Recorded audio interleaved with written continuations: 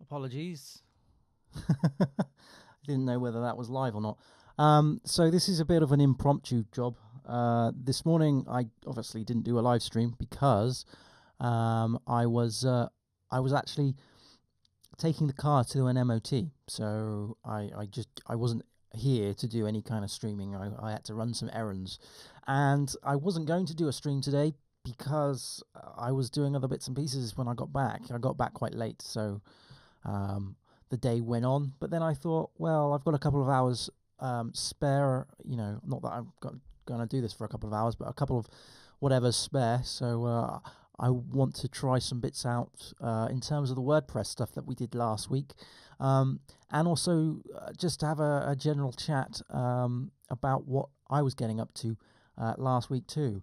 So I mentioned last week that I was speaking at PHP Southwest, my first ever talk, and I did, and here I am.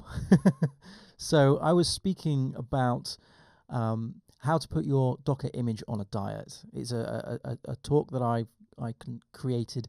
It was a lightning talk. It was roughly about 10 minutes, I think. I was mic'd up, and I don't know if you can see, there's a sort of a cable there running down into my pocket. So it was recorded. So it will be on YouTube, and I'll be talking about it in more detail then. But oops. But yeah, it was great. It was really fun. I really enjoyed it. It was terrifying. It was terrifying because it was like in front of 40 or 50 odd programmers who were obviously extremely talented.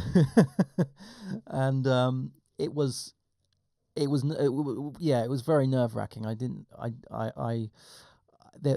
I wish I could just redo it and do it again, because there was, I don't think that I would be as nervous if I was to do it again, and I think the nerves really did not help. But I enjoyed it. It's something that I would like to consider doing later on. The talk it's on my blog here.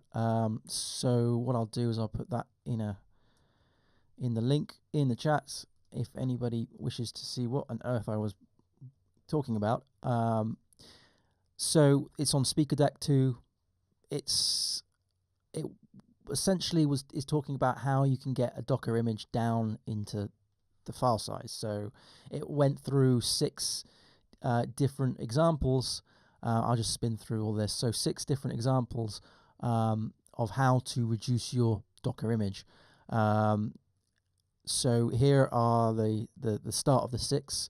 So the first one was the run instructions, merging them down into one single instruction, because that reduces the amount of layers, intermediate layers that the Docker image consumes or requires. And so reducing that down to 1 from 6 moves it down to 588 megabytes. Fine. Not a great deal, but still it's a demonstration, if you will, that just by changing the structure of the Docker file, you can shave off some bits and pieces, some file size. The more run instructions you have, the more that will be a benefit to you. And then we went on to discuss what it is that we're actually installing. Then we talked about so narrowing that down, so only installing what you need, removing build packages as well. Build packages, in my eyes, are things like Git, anything that is required to install other things. So, for example, if you were using Composer, then that would require Git, because you would need to download dependencies. But once they're downloaded, you no longer need to have Git. But also, if I scroll back a bit, there was this one here with a PHP with an asterisk in it, which means that you're downloading everything. So that's do not download all the things. And we got that down to 314, which is fine. And then I discussed about how to actually tidy up the the Docker image after yourself, because once you run things like apt-get update, you actually download a load of scaffolding libraries to enable you to install all of those bits and pieces, as well as some caching files. So here, for example, in this tag, we've got it down to 275 megabytes because we have automatically removed the scaffolding files. We've purged out all the config, and we've also removed the cache. And I'll just sift through it. We also talked about the base images and so forth, as well as Docker ignore. So I would like to do this talk again, and I would like to advance it even further. I would like to talk about smaller base images and get this really down from 593 all the way down to very small images. That's kind of where I would like this to go. So I'm thinking of this as like a platform, a basis, if you will. And then I took some questions. I got some feedback, some very good feedback, some nice feedback. And here is a video rehearsal. I don't know if anyone does subscribe to the How to Code Well channel. If you don't, why not? But if you don't, then this is a rehearsal video that I did a week back. So yeah, it went really well. I mean, it felt like it just went instantly, right? And obviously it didn't. I think it lasted. Well, it wasn't actually timed, but it certainly wasn't 10 minutes. It was a bit shorter than that, which was fine. I think my like I said, my nerves really didn't help. Speaking to a crowd of 40 plus, maybe 50 developers who are in good positions, very respected developers too.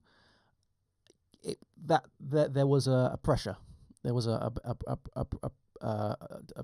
pressure, and I think, as you can probably imagine, I stumbled a bit, but it was my first one, and it really did feel like I came out of my sort of comfort zone.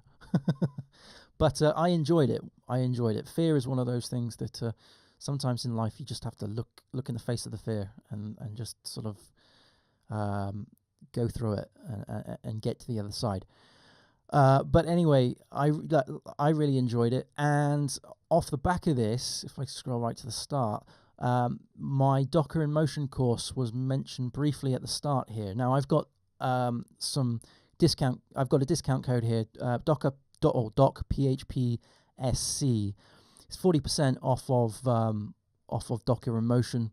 If anyone doesn't know, Docker in Motion is my my little baby that I've been creating for Manning Publications. It's a course all about Docker, obviously. It goes through all the fundamentals. Yeah, I mean, it's 40% off, and it lasts until the end of this month. So go and check that out if you want to. I'll put a link in here. So Docker in Motion. So I'll put a link in the actual chat, and also I'll put in the discount code, and it's 40% off with this doc PHP SC. Right, cool. So yeah, I just briefly wanted to talk about that. I think I'm going to do there's a lot, as you can probably tell, there's a lot that I would like to talk about around this course, or around the talk I did. But I think I need to just have at least sort of 2 days worth of brain space to actually formulate my thoughts, and I might do a blog post about that, my first experience of becoming a speaker, because it was, like I said, a nerve-wracking thing to do, and there is some things that I wish I knew before I did it, if that makes sense. So little things like just getting the laptop sorted, because I was after another speaker, and it wasn't necessarily a smooth transition, but I could have made that smoother if I had planned for that transition. But you don't normally think about these little things, so I think I might give myself a couple of days to let it sort of settle in my head, and then I might create some form of list of things that I wish I had told myself 10 minutes before the talk.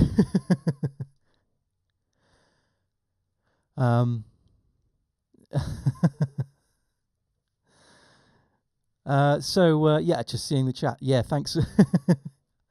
Well, yeah, okay. I guess I am a little bit, but you know, it's a big thing. It was a big thing to do, but hey ho.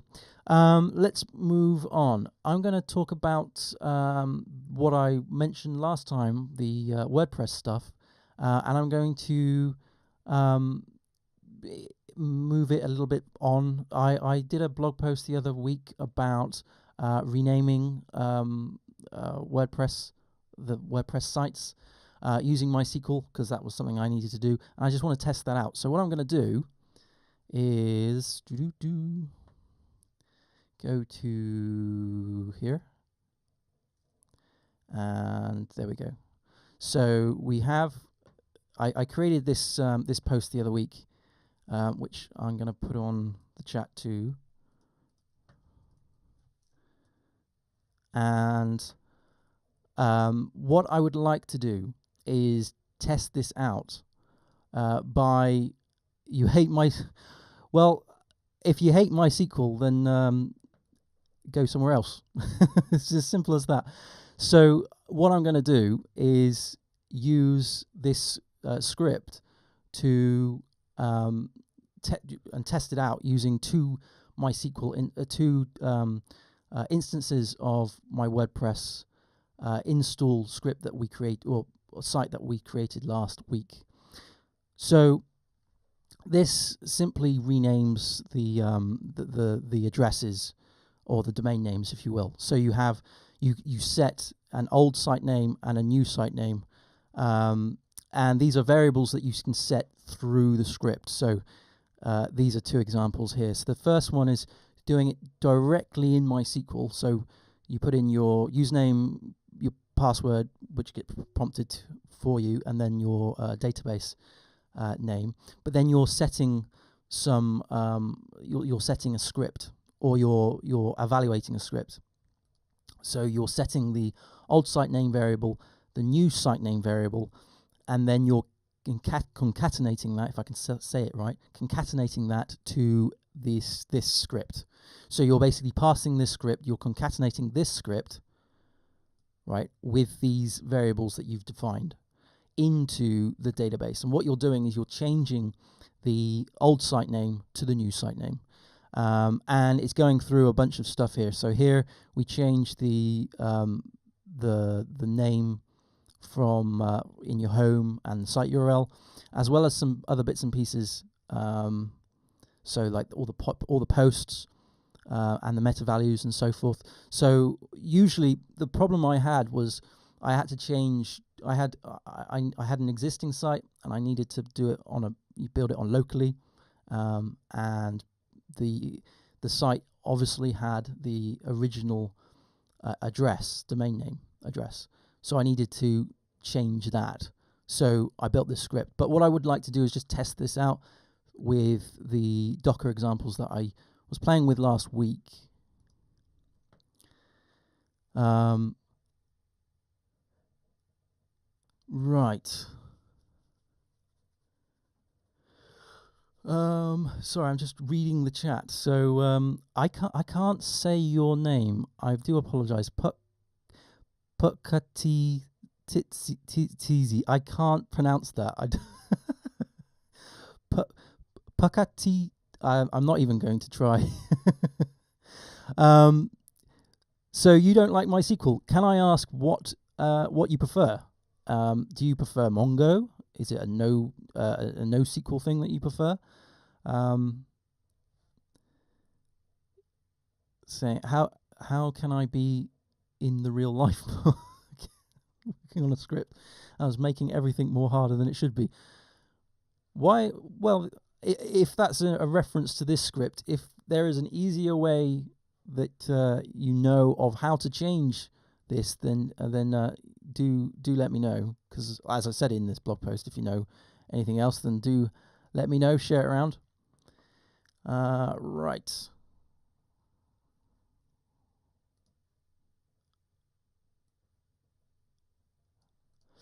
Okay, so bear with me a moment. I'm just going to move some windows about. I seriously need to get a second screen because I'm having to sort of just jog some windows around just to make some room. Oh, I see what you mean. Oh, I do apologize. Oh, okay. So that wasn't a reference to this script. This was just a reference. Okay. So you're learning Python. Okay. But well, personally, I wouldn't say Python is beginner for a start. Fair play to you for doing that. Although I do know awful lot of students who are learning Python too. Is there anything in particular that you are finding tricky with Python, or is there anything with the database side of stuff that you're finding tricky too? It's just I'm kind of looking for suggestions for what to do for future tutorials on the How to Code Well channel, which is my YouTube channel, which this will be published on Monday. So if you've got any suggestions, then do put them down in the comment section, and I'll see if I can schedule them up. Right. Okay, so in the terminal, we're going to create some virtual machines, or we're going to create some, they're virtual machines, but they have the Docker engine installed. So Docker machine create, and I'm going to do WP install -1, and then I'm going to do WP install -2, because that way, I've got 2 instances. So I'm just running that through. So this should create the first one.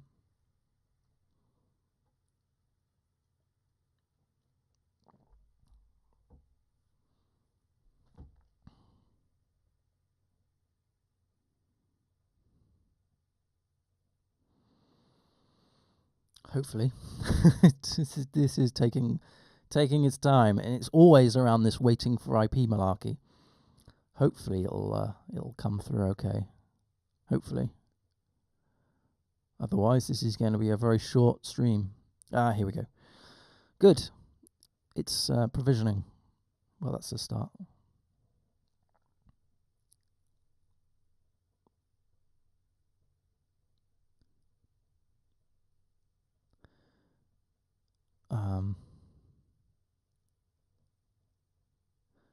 Right. Okay. That's there. Yes, the overthinkingness. Yeah, I understand. So, do you mind if I just call you Pucker, because I'm not going to be able to pronounce this name? Pucker, for anyone who doesn't have the chat open or is seeing this on YouTube on Monday, is saying that he's finding it tricky because he overthinks things occasionally, and that is something that I do also find trouble with. When you come up with you come against something that seems extremely complicated, you often look for the most complicated solution, and half the time that's not right. It's actually the simplest solution, but because you've thought of it or you've come to it with a complicated mindset, you overlook the simplicity of the issue. And often I find that giving yourself a time frame to say, okay, I'm going to solve this within an hour. And if I haven't solved it within an hour, then on the hour, I am either going to look at something else or I'm going to go for a walk. As in, literally get out of your chair and go somewhere. Because what you're doing, or maybe an hour's too small, maybe 2 hours. Because what you're doing, you see, is you're burying yourself in the problem. And the deeper and deeper and deeper you look, I mean, this is just my opinion, right? This is just what's helped me, and it might not help others, but just go with it. What I find is I get deeper and deeper into the problem, and that problem becomes so isolated and so insular, and I can't see the saying, you can't see the wood through the trees, because I've narrowed down the problem so much that I can't see what's around it, the influences that are around it. And usually it's something that I've overlooked, and I've overlooked it because I've been looking in a microscopic level at what the problem is, rather than actually taking the bigger picture into account. Now, and the only way I can get around that is by giving myself a time frame and saying, right, I'm going to focus now on 1 hour on this problem. If I don't solve it within an hour, then I'm either going to do something completely different, because I'm starting to feel that I can't solve the problem, and the more I can't solve the problem, the more not angry, but the more frustrated I'll become. And so if I can do something else which is easier, which I know I can do, then the feedback loop of gratification is far smaller. So so it's always nice to, it's like when you start a things to do list and you've already put something on the things to do list that you've already achieved. That feeling of, yeah, I've already achieved that. So if you can't solve something within an hour or 2, do something that you know that you can solve, that you can fix, that you can improve, and then go back to it. Often you find that when you're looking at it with fresh eyes or from a different perspective, then the solution just appears rather than hunting for it, which is what you do when you're spending 3 or 4 hours trying to solve it. And believe you me, I really do need to take my own advice sometimes, because sometimes I do just spend mornings just hunting for bugs or a bug, and wasting my time looking in places that I really shouldn't be looking into, or worrying about solving that issue, and just not taking the everything into account. But anyway, yeah, it certainly is. You don't know how often I spend just sitting down. And that's not good for anyone. Anyway, let's get back to this thing. So let's clear down the screen. What I've done is let's not clear down. Let's do this docker run env. That's what I was doing. So I need to evaluate that to the shell, which is like so. So now I have this docker thing evaluated to the shell. Let's just clear this down to make some room. Excuse me. So if I did docker ps -a, there's nothing here. I'm also going to create a new tab, and I don't know if you can see this not very well. Let's see if I can I move this on the fly? Yeah, there we go. You might be able to see that. So I've now got 2 tabs. So the second tab that I'm in, obviously will be another Docker machine, and I will need to evaluate that to that shell, that different shell. So beforehand on this one, if I did docker machine active, if I can spell that, machine active, we have, come on, that machine that's active, WP install 1. So in here, what I'm going to do is docker machine and then create WP install -2. How many hours am I going to stream for? I don't know. It's usually until I get this finished. But I probably won't do it for many hours, to be honest. Because this is the UK and it's getting on a bit. I normally do this stuff in the morning. I normally come on about 11 a.m. on the Saturday. But like I said before, I had to drop the car off at the MOT and then wait for like a good few hours before that was sorted out. And then got back. And then when I got back, it was like, go on lunch. So, and I had other bits and pieces to do. So I'm just kind of doing this as a because I don't want to drop a weekend of not doing it, if that makes sense. And I'm busy tomorrow. So anyway, we've got that running. So Docker machine. But what I do is I download this and then I upload it to I edit it a little bit. Normally the start. And then I encode it and publish it to my YouTube channel, which is the How to Code Well channel.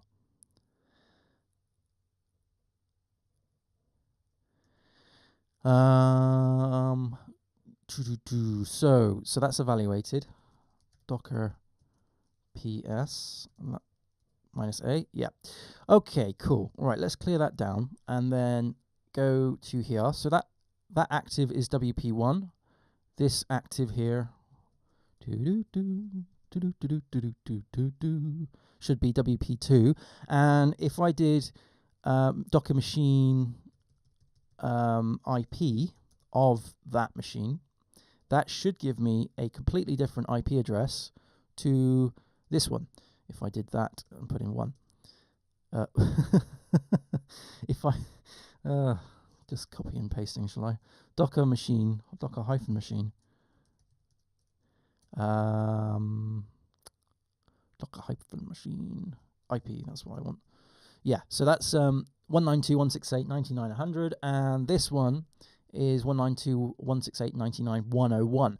So the plan, if it works, get 2 WordPress sites running on both of these IPs, right? And then convert one to the other.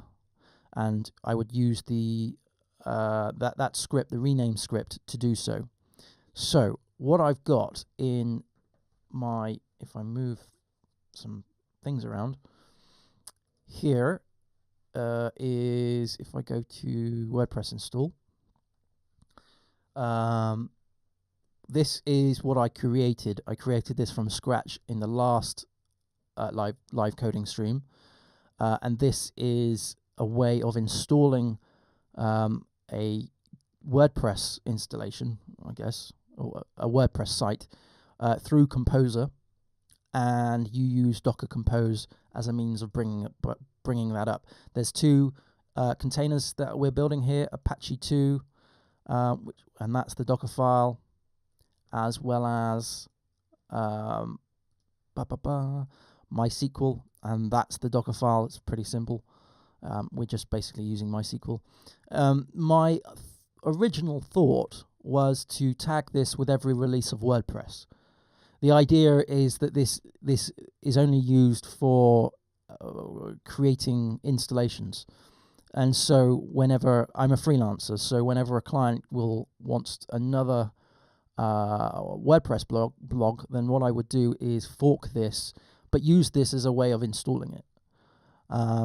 But I think that could still work, but I think the way in which I go around tagging things might be slightly different.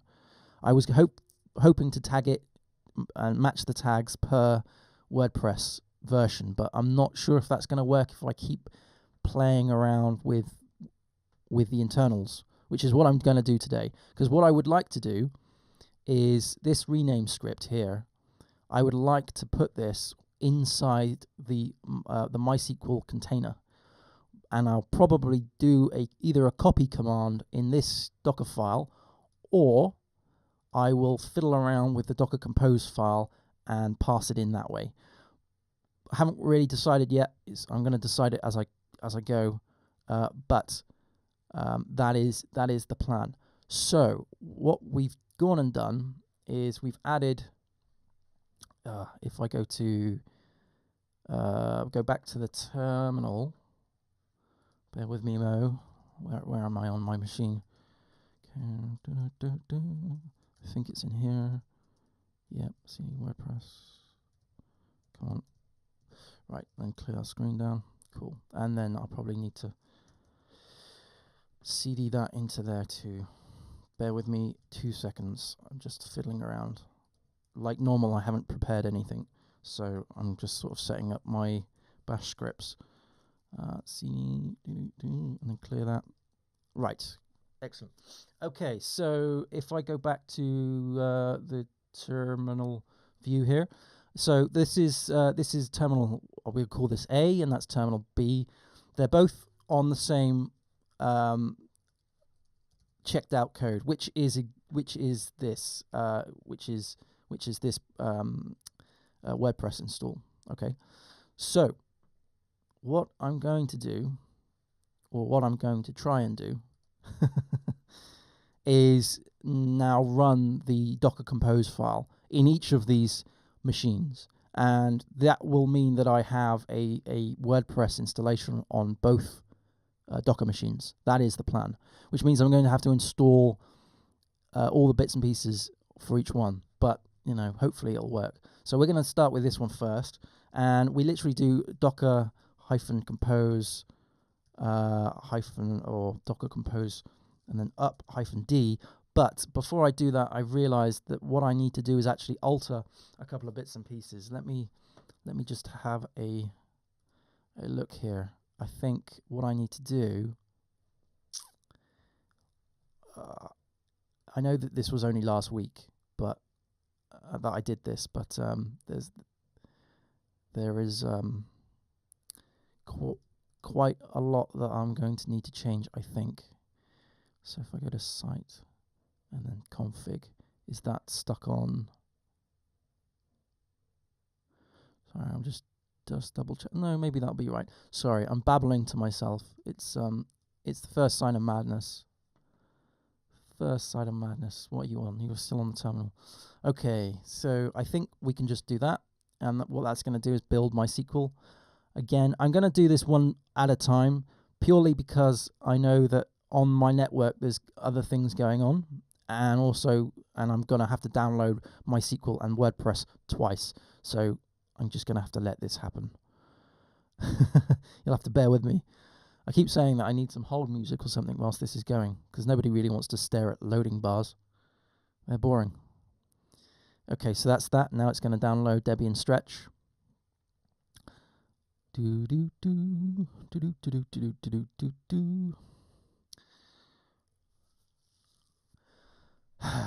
So how's everyone's days? I know that there's a couple of people watching. So if you've had any interesting weekends or days at work, then do let me know. Interested to hear. This does take time, and this is probably an example of a bloated Docker image. So I will be looking at this possibly as a way of reducing it for that talk, maybe. So anyway, this is installed now. If I did docker ps -a, then we can see that they're both up. Unfortunately, it's a bit of a mess, this thing, because it's wrapped around. But you can see that this is up here and that is up there. So that WordPress installation is now running. And if I went to or if I try to go to that address, see if I can clear that cache. Empty caches.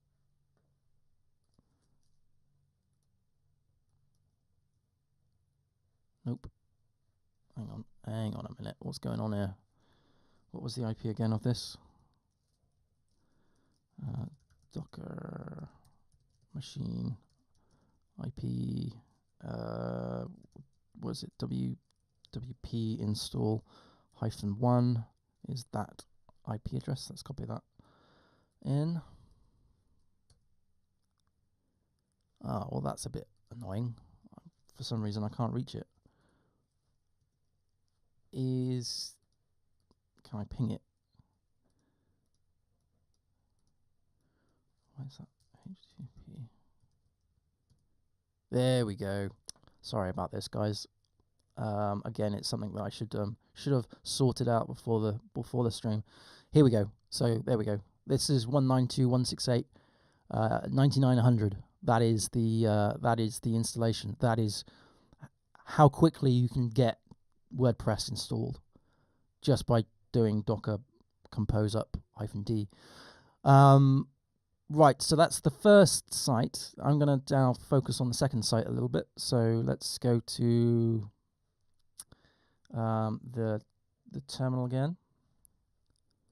Go into the next one, which is that one, and I'm just going to clear this down.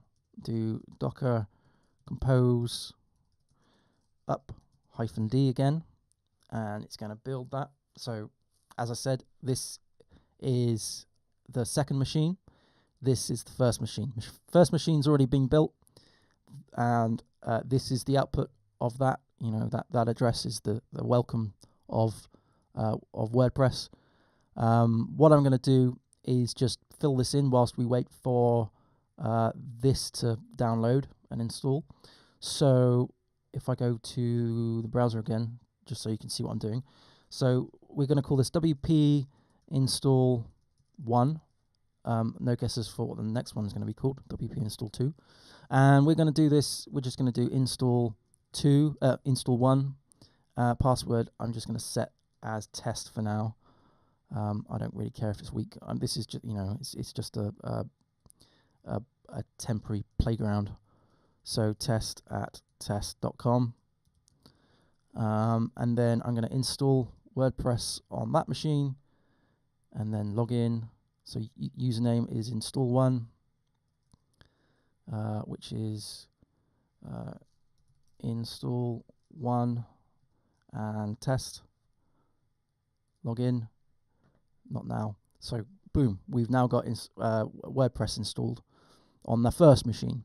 And I'm going to just create a very basic post to prove that we need to change the domain name. So we're going to just create a very simple post. Hello from install1. This is install1, and we're just going to publish that. And if I hit view post, we should, yeah, here we go. This is install1. So that was pretty straightforward. Next thing I'm going to do is just go back to the terminal. I need to go to the terminal too. There we go. So we've got that now built, and if you remember, that is on. Nope. Let me clear that down. Docker -machine IP WP install 2. Yep. Nope. Nope. -2. There we go. So that's on the other machine. That's on the other IP. And if I did docker ps-a, then that's running too. So now we've got two virtual machines with both having an instance of WordPress installed, both WordPress on the web server as well as their MySQL counterparts. So if I let me just see if I can try this first before I dive on. Yeah, okay. So here on the browser we have the second instance of WordPress. Again, the installation screen. So the first instance is this one. I've already created the hello from install1. This one is brand new, so we're going to I just need to double check. This is WP install1. This one is going to be WP install2. Username is install2. Password is just test for now. And then, yeah, whatever. And again, just put in test at test.com. And install. And then log in with install 2 and test. And log in. There we go. And now what I'm going to do is go to posts like I did before and do add. And just to make sure this is all consistent, let's copy that over. but change that from 1 to 2, and I'm just going to copy that over as well. This is install 2, publish, and then view the post. So now we've got 2 machines with both with WordPress installed. The first one and the second one. The first one is 192.168.99.100. Second one is 192.168.99.101. So what I would like to do as a sort of a test is using, if I go back to this script that I created the other week, is to transfer the database from one to the other, or not. No, that I shouldn't have said that. Not transfer, but change the the IP address, the domain name. So, for example, if this website needed to have its host name changed, needed to have its domain name changed, then this script should allow you to do it. So what I'm going to do is go into the terminal again. I'm also going to grab a drink. I'm mega thirsty.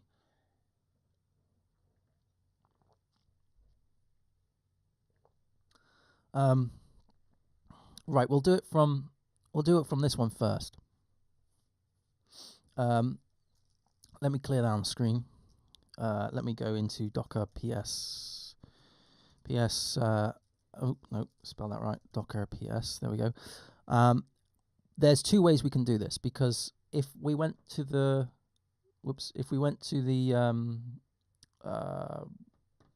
sorry, that's what I was doing. Beg your pardon. If we went to the browser here, there's 2 ways we can do this. First way is we can do it directly into MySQL using that. And the other way is to do it through Docker. So we're executing the command through Docker. I'm going to do it both ways. In fact, what I'm going to do is I'm going to change that through MySQL. That will obviously break it because the domain name is different. And then I'll change it back to the right one using this one. And hopefully that will be enough to test it out. But we need to somehow get this script on MySQL in the first place. There's a couple of ways we can do this. They are in Docker containers, so we can use the docker cp command to copy this file over to the Docker container, or if I wanted to, I could use the Docker file to copy that in, or I could mount it in a volume, maybe. I don't know. What's the best way of doing it? I guess I could copy it first, and then yeah. The thing is, I'm not 100% sure whether or not I want to play around with this too much. You know, where my head was is having a folder in the MySQL folder here, which has like a list of scripts. And one of them would be this WordPress rename, but I'm not 100% sure. It would be handy to have, maybe, but I'm not 100% sure that will do. I'll copy it first and then have a think. But this is the address if anyone is interested in this repository. So let's copy it. Let's do that. What I need to do is go into. I'm going to go into, I'll do this through the terminal. I don't think I need the tutorial at the moment. And then I guess what I can do is just copy all of that and then do so an ls. So if I was to do this, I would do this in MySQL. And then have a mcdir of, say, scripts. Or all those scripts could mean anything. So So SQL. That's a bit more logical, isn't it? And then in here, I would have a echo of that as WordPress underscore rename dot SQL. Oops, no, that didn't work, did it? Let's clear that down. Let's just do a simple VI of WordPress.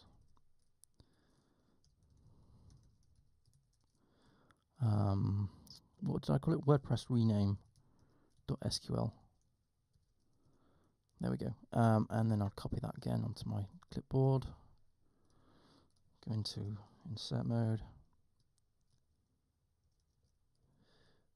Paste it in. I think that looks okay.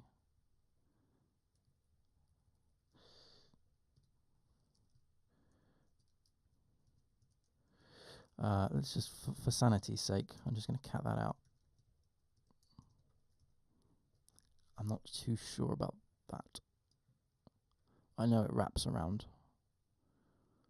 I think I might have to change these to be dashes rather than hashes. That's the word I'm looking for, hashes. But let's see. So what I could do an ls, is do a docker ps, and it's that container that I'm after, WordPress install git MySQL. So let's just clear that down, give some room, and do a docker cp of let's just do, just to remind myself, it's yeah, source and then container and then destination, just like SCP. So do a docker cp WordPress install, WordPress rename, sorry, into that container, into this path. So we can do, let's just do temp for now. So then what I can do is do a docker exec -it. We're going to go in as bash, I guess. So all the things, and then do an ls. There should be a folder in here called temp. That there is. So cd into temp, and now, whoops. Oh, hang on. What have I done? Let's clear that down. ls, or did I just call that temp? Oh, I called the file. It's not like SCP, is it? mv temp. This is WordPress. WordPress underscore rename .sql. Right, there we go. So now I can use the first example, the MySQL example, which is this one here, which I will copy in like that. So that is the first one that we're going to use. But what I would like to do is, just before I do this, I would just like to do a MySQL, just get into the MySQL for now. MySQL -u root -p. Right, so we're now in the MySQL, and if I did show databases, because I need to find the database name, databases with an S, so it's WordPress install, okay, and or WP install, and if I was to use that, so WP install, and then do a show of tables, and then do a select all from WP underscore posts. Right, if I scroll up a wee bit, we can see here that we have the address that's been added in.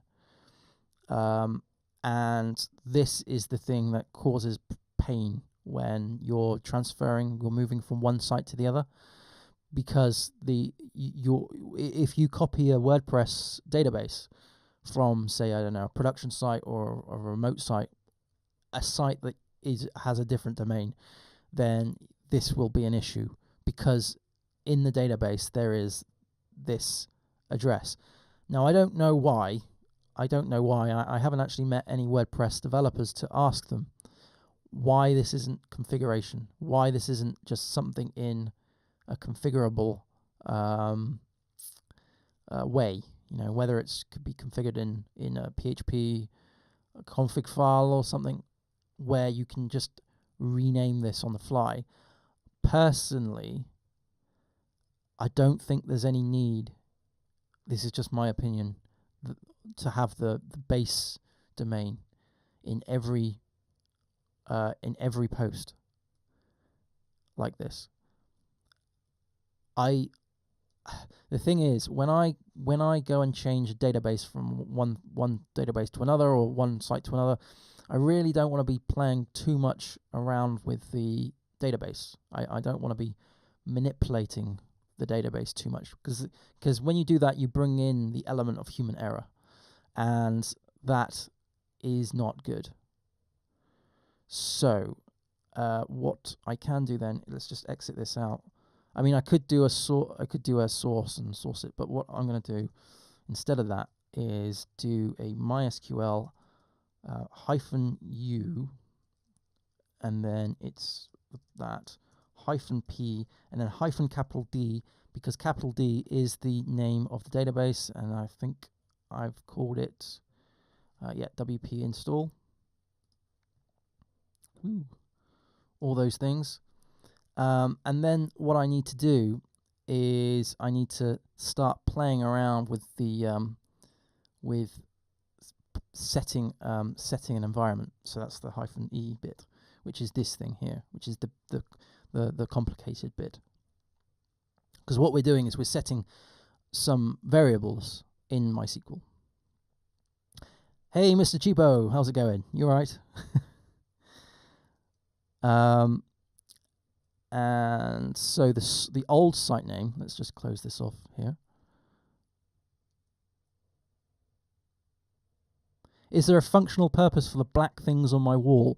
Well, apart from looking like a padded cell, yes, there is. Yes, there is, Mr. Cheapo. I do a lot of YouTube stuff, so I've got a how to code. My channel is How to Code Well, and I find it makes the sound better because it absorbs the audio, it absorbs the sound rather than it just bouncing off of the walls and making it sound very slappy. Also, I do a lot of tutorials. I've got one at the moment for Docker in Motion, called Docker in Motion for manning publications. The link is in the chat, and that's done on a sort of a well, it gets sent to a lot of digital editors to edit and alter and change, and so it needs to be of a studio type quality. But cool, you use Manning it too. Sweet. What can I ask? What have you used? What courses have you got? What books do you own?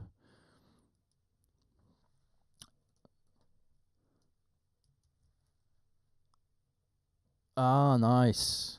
JavaScript Ninja. So this is the course, the Docker in Motion course, and it's all about Docker, obviously, and it goes through Docker in a very basic way, very fundamental way, I should say. Starts with very theory based, and then it goes bang into the examples. Now, Mr. Cheapo, if you fancy it, there is a discount code that I can give you. Bear with me 2 minutes. It is it is somewhere. It'll be more than that. It will be more than that. And it's not me going like it is on this live stream. It's been properly cut and edited, and it has a very in my opinion, I mean, I'm biased, aren't I? A very professional feel to it, because it goes through so much feedback. It gets shown to Docker developers. It gets shown to people who know Docker very well. So it's not like I can say anything wrong. um, yeah. Bear with me a mo. Sorry. What am I doing? I need to go into here, and it is. I'm sorry. I'm trying to find this thing. So yeah, it is. It is. This is the discount code if you want 40% off of that. PHP CS. I have spoken to a couple of them. In fact, I was speaking at PHP Southwest last week. In fact, in the UK here in Bristol, on my talk was how to put your Docker image on a diet, which was pretty cool. That was my first ever talk. So that's the link to that. I must say though, I haven't used OpenWhisk. I must say that I haven't used OpenWhisk. I've heard some very, very neat things about it. So thank you very much. Thank you. It was such a nerve-wracking thing to do, but it's something that I would like to continue doing. So I've lost all my tabs now. Here we go. So what I'm trying to do here is I've got two Docker machines running. The first is this one here. The second one is this one there. Both of them are called, well, this one's called WP Install 1. This one's called WP Install 2. And believe it or not, they're installations of WordPress. And they are in, so just do a quick recap. That is the first installation. This is the second installation. So what I'm doing is, well, I wrote a blog post the other day. If I go back to into here, with this, and this allows me to, this script here allows me to rename a WordPress site. And what I was just demonstrating just a minute ago is that the WordPress websites will hard code your domain name, right? They hard code the domain name in the database. Personally, I'm not sure if that's the right. I would prefer it, I should say, if that was in configuration rather than in it actually hard coded on every post in the database, because you have to run these scripts, and if you get these scripts wrong, then you're going to screw up the database if you're not careful. So what I did, because what I was doing, I'm a freelancer, so I was working on a WordPress blog for a client, and I needed to, and I took the WordPress blog off the internet and ran it locally, and of course the domains were wrong, so I couldn't see any of the posts, because as soon as I started up the local version, it just forwarded me onto the remote version, the live version. So I came up with this, and there's two ways to run it. The first one is to do it directly through MySQL using this command here, and I've done it in such a way that you set variables in MySQL. So you have an old site name and a new site name, and then you cat that string to the WordPress _rename script, which is this one here, which is this. So that's the first way of doing it. The second way is to do that, but through Docker. So you could do a docker exe -i, and then you would basically do that command here. This way, this script can be used on any WordPress site and it will change the domain name. So if I went back into the terminal, this one, and went into here, if I scrolled up, you can see that that's been hard-coded into the database. That's been hard-coded into the database. All I've done is created, that's been hard-coded in the database. I've created one post. One post, and it's created a lot of stuff. So we need to change this. We need to change this. So that's what I was trying to sort out here in this line.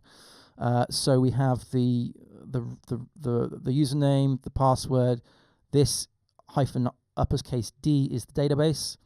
This is setting this string here. So the old site name I'm going to set to this here, like so.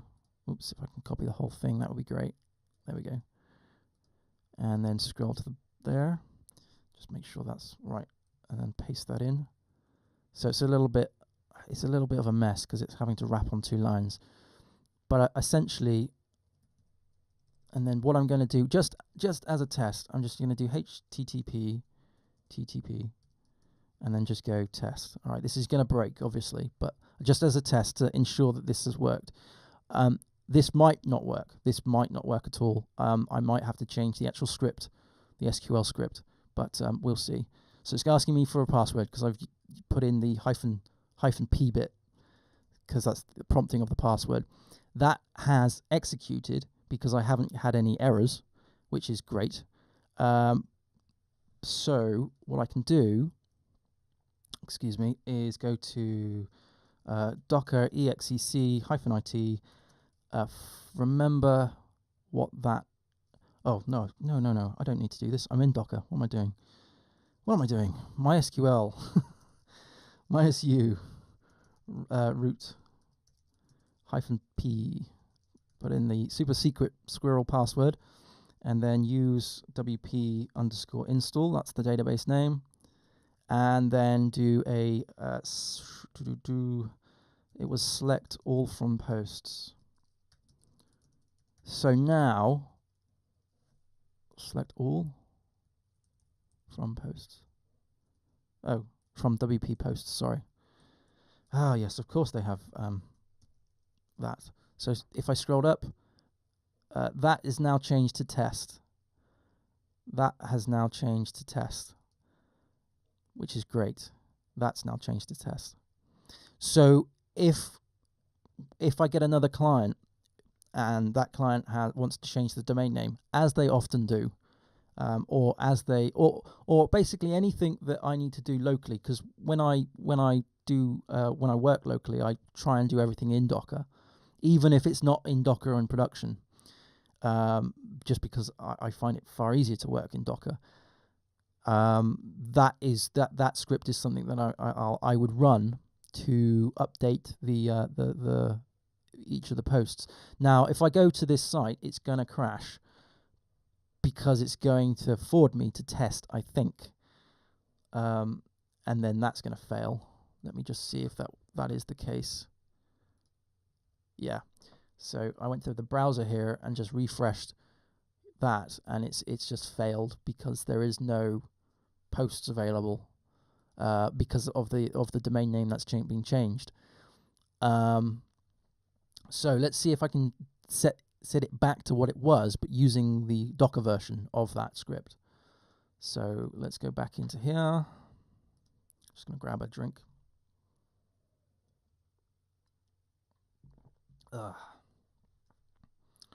Right, I'm just going to clear that down. So I'm just going to come out of MySQL. I'm going to come out of, well, let's just see. It is just double check. Yeah, it is test. I'm just going to put that into my clipboard. There we go. Right, let's just exit out of Docker, of that container. And if I just did a docker ps, we can see that we have these two running. That's fine. Now, what we can do is, let's just do let me just see my notes a minute. The website. If I go back to here. So what we're going to do is this part here. So it's basically like the top one, but we're not doing it directly into MySQL. We're doing it from outside of the Docker container. We're executing this command.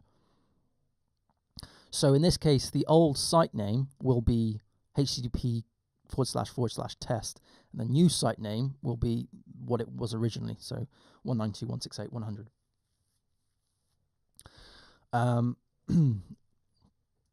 Now, I did put in my in the blog post down here that something that I don't like about this script is that it exposes the password as you type it. Normally when you add the -p flag, the password is requested but not shown on the terminal, but this isn't the case. It's not the case for Docker.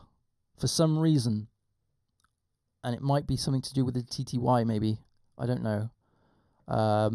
Whenever I do this, the password is exposed to the terminal. And if anyone has a solution as to how I can do this without exposing the password, you'll see in a minute.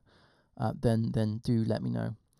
Right, so I'm going to just hold that up there for reference, so I can actually see what I need to do, because it is a long script. It is a long script. I keep clicking on that. That's not good. There we go. Right. So what I need to do is a docker exe -i. Now this is going to wrap around because I haven't my terminal window's too small. But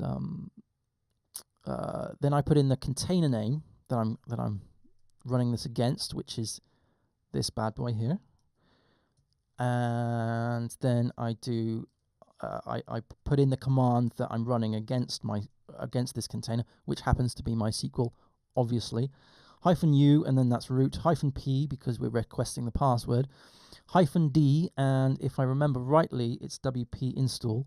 This is the name of the database. Now we do the magic where we do -e, and then we supply a string. Now this string, I always get this wrong, so I'm going to copy it from my notes, or from the blog post, because I know it works. Where did that go? There we go. Paste that in. Right, so WordPress rename is, I've just suddenly, yeah, we were in the right thing. So the old site name is http ::test. I'm just going to double check that. http ::test, yeah. Okay, cool. So the new site name,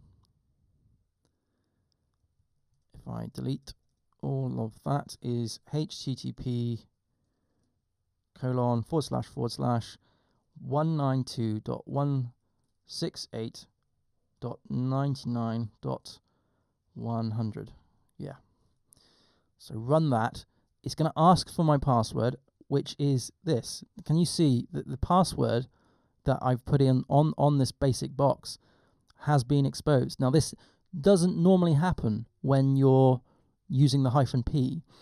It's obviously because I'm doing it through Docker, but I would like to know if there is a solution that will hide this like it usually does. So I'm going to just run that. Haven't got any output, usually means that it's worked, but I'm just going to double check by jumping into docker exec -it, and then remember what the container name is called. There we go. So many things in my head. There we go. And then one. There we go.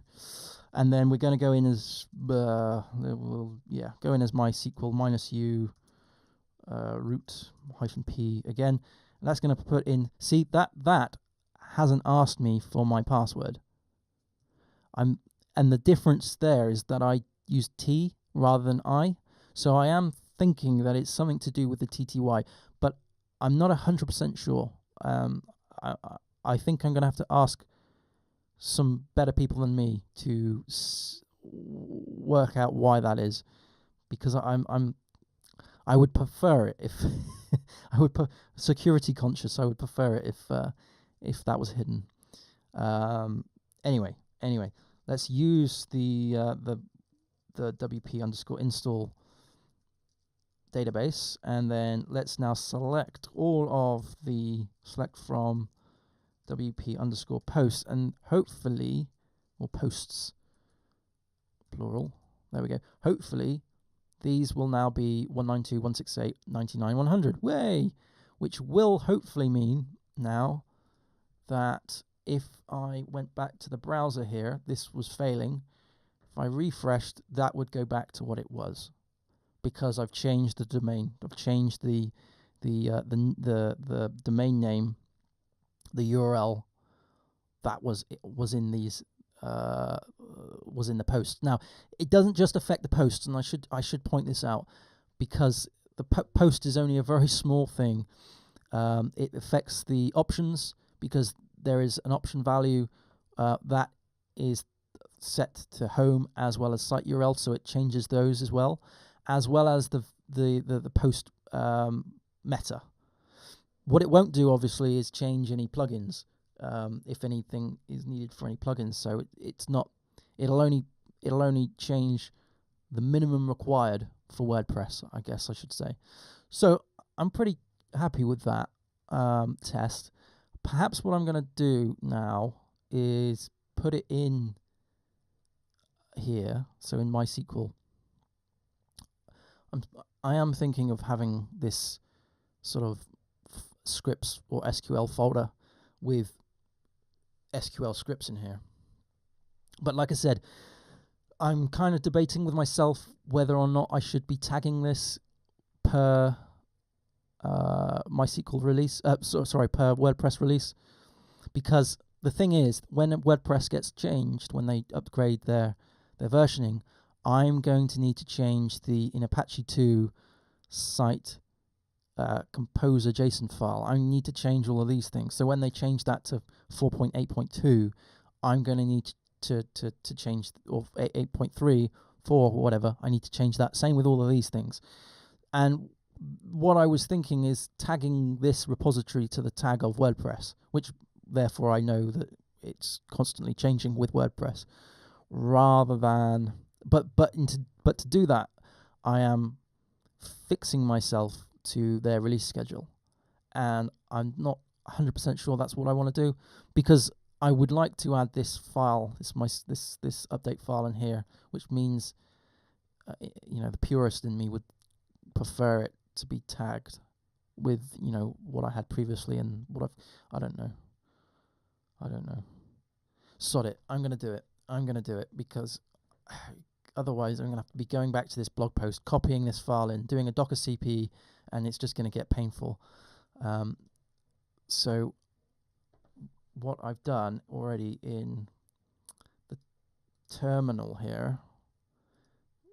Oops, hang on, sorry. Let's turn that off. Nope. For some reason I've clicked on the wrong icon. Force quit. There we go. Good. So if I was to come out of this and just do an ls, I've created an SQL file, an SQL folder with WordPress within here. So if I did that, so I think that's going to be fine. And I guess what I can do on, where are we? Where'd it go? Here. What I can do is commit this. This is the file. So I've created that folder. I could commit that. And the choice is to either copy everything from SQL into here, or use Docker Compose to do that. I think I will copy it. So copy everything from SQL into SQL, I think. Let's just make sure that that's correct. So that would be that would be fine. Okay, so what I'm going to do is now, from the terminal again, from here, we're going to do a, just for clarity's sake, we're going to do a docker exec -it. That is the name of that, and we're going to go in as bash. I'm going to just rm that file, because there's no need for that anymore. And I'm going to just exit that, and in the tutorial thing here, I'm just going to set that to / rather than to itself, and I'm just going to put in a little reminder here. So copying SQL files, yeah, and save that. I think this is going to work okay. And then what I can do is do a ls. Where am I? Here we are. Do a docker compose build to build them up. Okay, so that copied the site, but if I scroll up here, that should have a little bit further up. Yeah, here on step 3, on the 3rd layer, we're copying the SQL over, which means that if I did a docker compose down, I think I might have to remove the volume. Do I need to remove the volume? Maybe not. Maybe not. So let's just remove that. So what I'm doing here is I'm stopping the Docker containers. And I was considering to remove the volumes, but I don't think there's a need to do that. So what I'm going to do now is just bring them back up again. So docker compose up -d with the new, running off the new lot. Now I can do docker exec -it, that one, going as bash, ls, and we do have the SQL. So I've created SQL. Not Q. There we go. I've added that. I've copied. I shouldn't say add because that's a different instruction. I've copied that to the Docker container now. So I've baked that into the image, which is cool. That's cool. So I can actually go a couple of steps further and alter the. If I go back into. Of course, none of you saw any of that because I had the wrong screen running. I'm very, very sorry. I'm very, very sorry. What I did, I'll recap because I obviously wasn't showing that. I do apologize. What I was doing is I was copying the SQL files into the Docker container, and here you can see on the 3rd layer it runs that copy instruction, copying the SQL folder into /SQL, and so it rebuilt that, and we're using the docker build command here. And then after that was built, I did a composer down to stop and remove the containers. I was considering to remove the volumes. To remove the volumes, when you're using Composer, you use -v. Be very cautious. It will remove every volume. And maybe you might not want to do that. I didn't though. I didn't need to do that. It also removes the network too. And then I did a Composer up -d to detach it, put it in the background, put both containers in the background to bring them up. Then I did my usual docker exe -it to get into MySQL container using bash, and then I just did an ls, and I can see that we have the SQL folder here, which is what I copied, and then I just did an ls of SQL to get this rename file out. Now what I'm going to do is go back to the tutorial here and change the README file, because the README file, if I move this a little bit this way so you can see it a little bit better, doesn't have anything in here about scripts. So I think what I'm going to do, so remove the containers, blah, blah, blah. So this is requirements installation, is maybe have a section under here called MySQL scripts or something. Because I got a feeling there's going to be more than one, right? Because of maybe changing images or whatever later on. So I'm just going to do MySQL. Well, let's do it as a second header, not a first header. MySQL scripts. Okay, so all scripts, all SQL scripts are located in /SQL of the MySQL container. And I think with WordPress rename, yeah, I think that's going to be okay. Yeah, so WordPress rename, we have that. Yeah, okay, I'm happy with that. I think what I'm going to do is just commit this.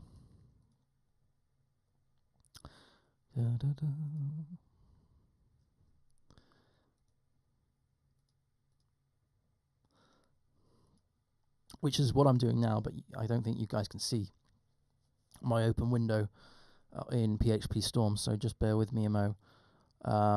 So I'm just going to say adding SQL scripts folder, adding WordPress _rename.sql, and I'm just going to commit and push. Now I really should have done this in a like a develop branch.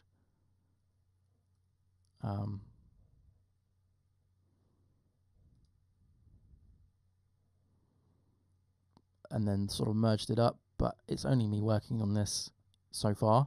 If anyone wants to do a pull request, then they're happy to.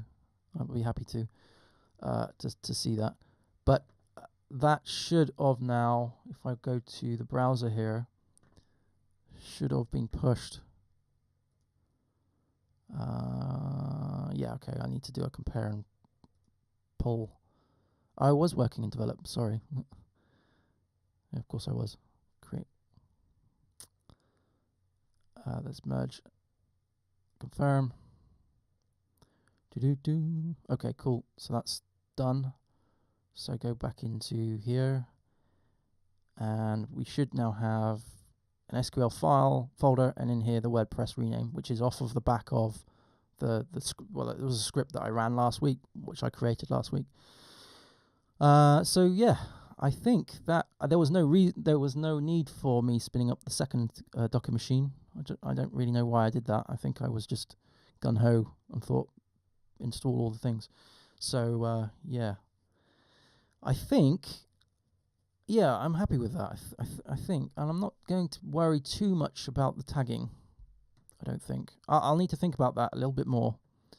The thing is, I don't want to be in a position where I'm having to get to a point where, in one version of WordPress, which this, I guess, mirrors, has a different set of scripts than another version of the tag. So I might that's my only concern, you see, that maybe the next time they release WordPress and this is tagged, then I might consider changing it again, which means that it's not going to be backported back down the chain, and I really don't want to have an admin headache of Git. I don't really want to go through that pain of having to backport everything. So I don't really know how I'm going to work the tagging out. Maybe I just won't map it to WordPress. Maybe I will just tag it whenever I feel like I should tag it. But I do feel that tagging is a very important thing as a developer to consider, the tagging strategy.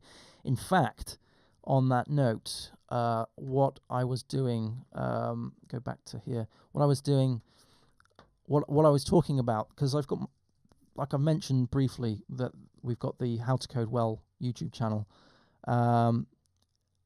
and what I was talking about in my last video, which was yesterday, was just go and find it.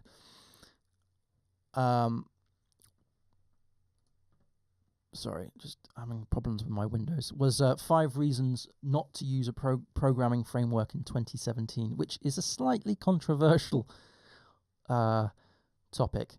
But the thing is, as a freelancer, I've seen all sorts of projects that have been built out of frameworks, out of WordPress, out of, I don't know, Symfony, Laravel, all of these things, using all of these libraries, and not just the back-end stuff, but the front-end stuff too. There is a front-end library, that, or framework you could call it, for forms, which is thousands of lines of code. Now, if you're I just personally, I can't justify using that framework because, you know, the maybe my website isn't 1,000 lines of code itself. Do you know what I mean? It's sort of like sometimes you shouldn't use frameworks. Sometimes you shouldn't use libraries because you're making too much of an overhead, too much of a headache. And I go into other things as well on that talk. So here it is, 5 reasons not to use a programming framework in 2017. I talk about licenses. I talk about tightly coupling yourself, you know, into a rut. What happens if they change the framework? You have to change with it. What happens if you decide a few months down the line that this isn't the right tool and you need to go somewhere else? That kind of thing. You're also moving the responsibility to another developer, a developer who you only have contact with through perhaps Slack if you're lucky, or failing that, GitHub issues and pull requests. And also what to look out for with stability. So going back to the tagging. So if you're using, if you would like to use a framework or a library, then you have to ensure, I guess it's your responsibility to ensure that it is stable. Because if you use a framework and the maintainer isn't tagging it, then, and is just committing everything into the master branch, to me that's not stable, because the master branch is always in flux. So if there was a defined monthly, weekly, nightly release cycle, that kind of thing, of stability, of testing, I find as a freelancer, a lot of people will just jump on the bandwagon and go, yay, I'll just do this in WordPress, or yay, I'll just do this in whatever. And usually I end up dealing with that. Because either a developer has left or has gone somewhere else, and I get pulled in to sort that out. Like I said before, when I was working on a WordPress blog for an existing client, there was like 101 ways to do the same thing using 7 different plugins that some of them were just so outdated. And it was like, should you update the WordPress site? Because there are so many ways to do it. And it was because I guess the developer who did it, who installed everything, was just very gun-ho with all the plugins, all the libraries. They just thought it was, the convenience factor was too big. So they were just installing all of this stuff, but it just turned into a bloated, heaped mess. And the client was left confused. So was I. I was just like, why? Why did you need to do this? You know, you've gone and made a beast, a monster, a Frankenstein of an application, and it was only a very simple website. In fact, I rebuilt it using part of this script that I showed earlier with the installing WordPress. I kind of went through the same process, if you will. In fact, as I was doing it, I had the idea to build WordPress Composer and Docker, because I was like, I'm going to have to do this again, aren't I? So at some point in my life, so I might as well put it on GitHub. But like I said, and they were confused because it was doing it. There was a lot of ways to do the one thing, and in fact, what I did is I stripped it all the way back. I uninstalled everything. In fact, I rebuilt it from scratch, and I just used the basics. You know, there are advanced tricks that you can do in WordPress, like using custom advanced fields, right? And then I created them a custom theme, right, which hooked into all of those things. So you don't have to download 1,000,000,001 plugins just to get something to work. So, and this is the thing. I'm not. So I don't just do WordPress. In fact, that's like a very small portion of my life. I do a lot of APIs in Symfony, and I always sort of cringe inside whenever I have to deal with WordPress, because WordPress has this way of updating that the people, non-techies, will just click about and go, yeah, I want to install all these things. I want to do all this. I want to open it up to FTP and allow everything in, and then I'd say, no, what are you doing? That's security. No. But whatever.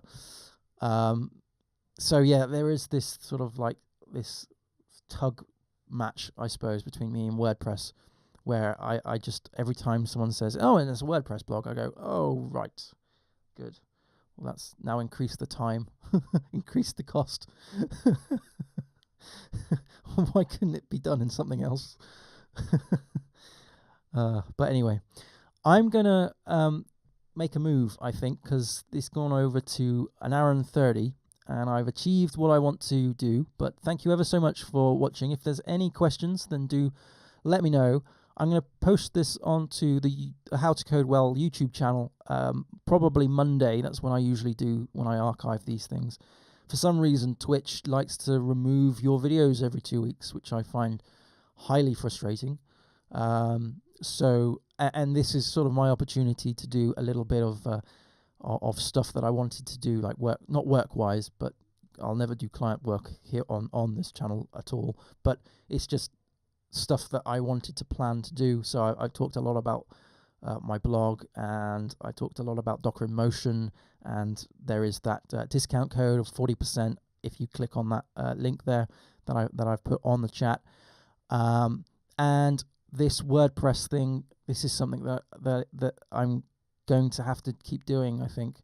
And if there is an opportunity for me to do something that I can put on to GitHub and sort of ask you guys live what you think about it, then that's to me, that's a big win. But anyway, I'm going to shoot off because I'm going to get some sleep. But because it's like in the UK, it's nearly 20 past 10. I know that sounds really grandpa-ish. Why am I going to bed at 20 past 10? But I'm pretty damn knackered.